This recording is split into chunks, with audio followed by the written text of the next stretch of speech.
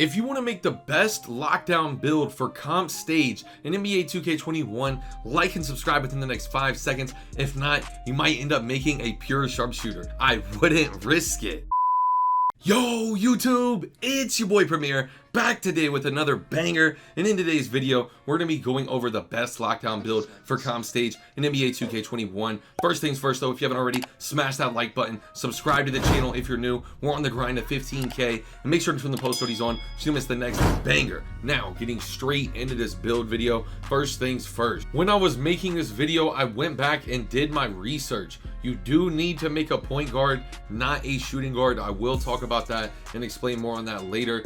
Jersey handed number is all up to you based on your preference. Next, for the skill breakdown, this is also very important. Make sure you choose the skill breakdown with the half red, half green. A lot of people see this 60-30, 65-35 green red chart down here, and they think because it has higher defensive attributes that it's going to be a better build, but in reality the shooting is not as good with the gold shooting badges. Some lockdowns struggle to shoot in crunch time with that build down there. Make sure you choose the Hall of Fame shooting, Hall of Fame defense for the best lockdown build. This build here gets close to the same defensive attributes and it shoots way better in crunch time with the Hall of Fame shooting.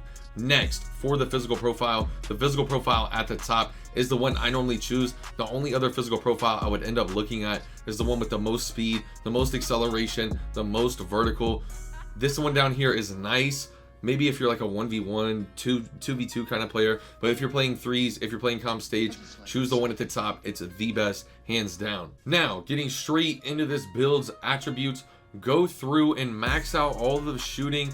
Do not max out the post fade before you max out the free throw. Max out the free throw, then drop the post fade to a 76. That way you get the most out of the attributes and badges. With the playmaking, max out the ball handling, max out the pass accuracy. You can get 11 playmaking if you want, but you might have to end up sacrificing some of your finishing, some of your shooting. You could end up doing that 11 playmaking there if you wanted.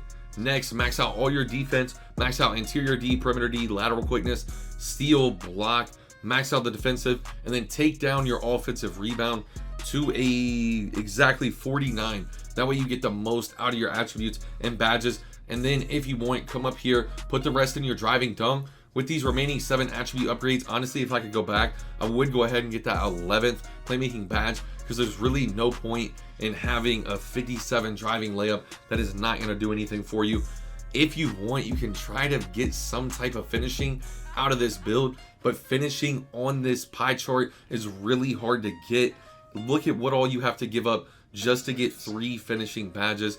You have to give up almost all of your playmaking. You're left with a 62 ball handle, and that is just not it. So as much as I would like to have finishing badges on this build, in my opinion, it is just not worth it. If you completely gut the playmaking, you can end up with 5 finishing badges.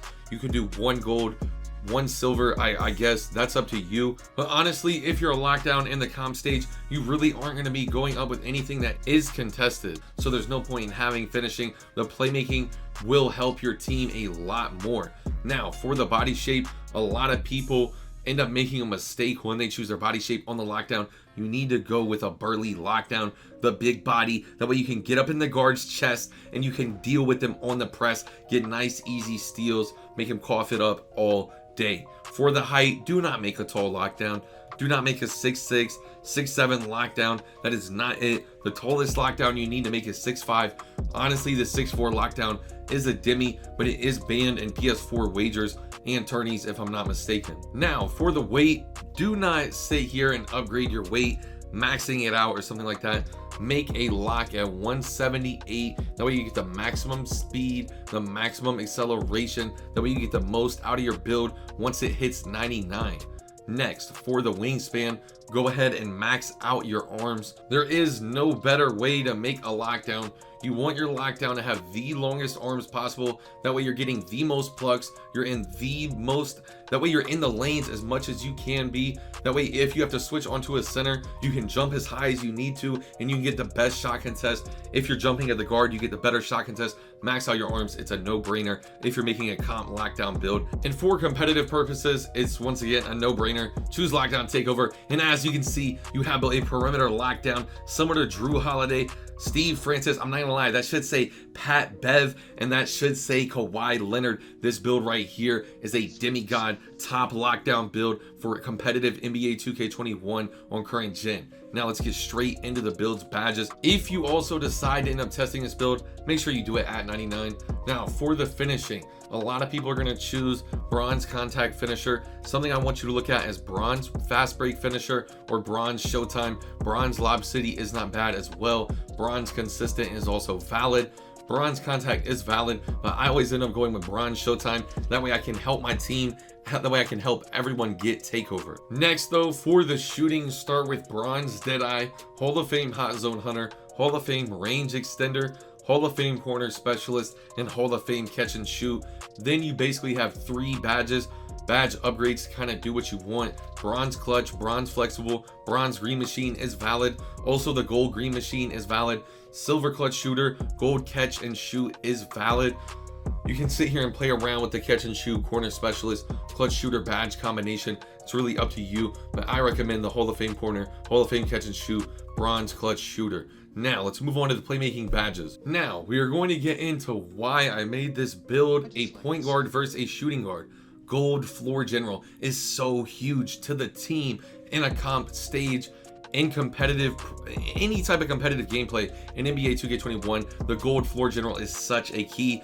As shooting guard, you cannot get this badge. You only get this badge when you make a point guard perimeter lockdown. You end up missing out on 1 badge depending on how you made your build, but the point guard lockdown is much better because you get that floor general. Next, onto the defensive, Hall of Fame clamps, Hall of Fame interceptor, Hall of Fame intimidator, Hall of Fame pick dodger, Hall of Fame pickpocket are all essentials. From there, for your next 2 badge upgrades, it's really up to you. You can also sit here and play around with it. You can drop the interceptor down to silver. I've seen some people drop the intimidator down to silver too. I've heard that's valid.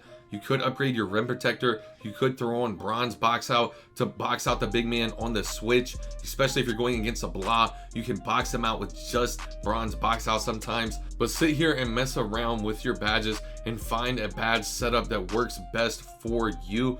This right here is the best, in my opinion, for any type of competitive environment. The bronze chase down, the bronze rim protector. If you're playing ones though, throw in the Hall of Fame moving truck, Hall of Fame post move lockdown. That right there is very valid for the ones court. The Hall of Fame intimidator, Hall of Fame pickpocket, Hall of Fame clamps are essentials. Throw in the Hall of Fame interceptor, Hall of Fame pick dodger though for the 3s, bronze chase, bronze rim protector, and that is the best badges in my opinion for this build. Let me know what you think of the build down below. Rate it 1 through 10, double L in the comment section. If you're loyal, if you watch this video all the way through, drop this build right here. Reminds me of KP in the comment section. Man, this is a legend. But that's all for today's video. I hope y'all enjoyed. Like the video if you haven't already. Subscribe to the channel if you're new. Make sure to turn the post notifications on to miss the next banger. It's your boy Premier, and I'm out. Peace. It's getting hard to keep composure. They keep trying me. I came from nothing, now they bumping my songs overseas.